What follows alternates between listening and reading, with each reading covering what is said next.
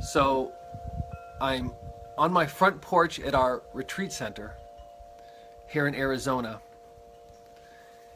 And I want to continue with some of the reasons to teach and to teach your Qigong, teach your Tai Chi. We're actually getting ready for an immersion here. And I spoke a little bit last time about the forced cultivation. You see, you have to practice. You have to do something and move your body. If you don't move your body, and if you don't pump life into your body, you're going to get stagnant. The blood stagnates, the muscle stagnates, the chi, the energy, everything stagnates. You stagnate emotionally. And that's just a rule of nature here. If something's not moving, it becomes stagnant. Could be inspiration can get stagnant, a relationship can get stagnant. It's everything. So we have to have constant movement. So you have to move your body. You have to pump life into your body. And this modality, it's 6,000 years old, of the Tai Chi and the Qigong. And because you're not only moving and breathing, but you're moving Qi. And so it's a very, very efficient way of not just pumping life through your body for physical vitality, but for like emotional regulation and also inspiration. We call that Jing, Qi, and Shen. That'll be a teaching for another day. And so you have to train, but in addition to training, if you can teach these disciplines, whether it's, you could of course teach full-time. I've been doing this full-time. I've been doing nothing else for over 25 years. But even if you just teach your friends and family, do it casually, maybe a class a week. Some of you would, want to go pro, open up a center, but it doesn't matter. But just when you're teaching and you're sharing, you create an energy flow.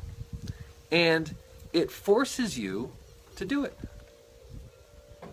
And even when you don't want to, because that's part of a discipline. You don't always want to move. You don't always want to meditate. But you get out of your own way. Who cares what you want to do what you need to do to stay vital. And the other thing is through the forced practice, there's a level of stillness or a level of tranquility that you develop. And it's not a 24/7 thing. Everyone has their moments.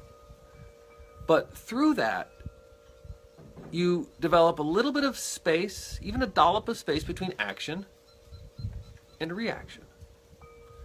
And a lot of times that little dollop of space is enough. And it's enough to regulate the emotions, and it's enough to see clearly in situations when you're thrown off center. Because it's part of life. That's a human condition. We're always going to get thrown off center. If we weren't thrown off center, there wouldn't be a center. So being thrown off, it creates it. And the process of inhaling and learning, and then exhaling and teaching, it's a process that keeps you very vital. And it keeps you in inspiration. It keeps you in a state of growth. Because one part of happiness, and that'll be a whole other teaching what happiness is, but one part of happiness is the growth.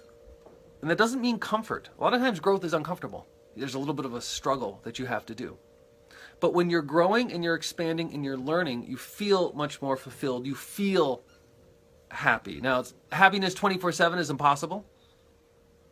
It's like you need a little of the opposite to create happiness. It's yin yang. If everything was happy, it would no longer be happy. You need contrast to create happy. But when you're growing and learning and stretching, you tend to feel better about yourself. You tend to feel happier. And that comes with the process of inhaling, learning, and then exhaling, sharing.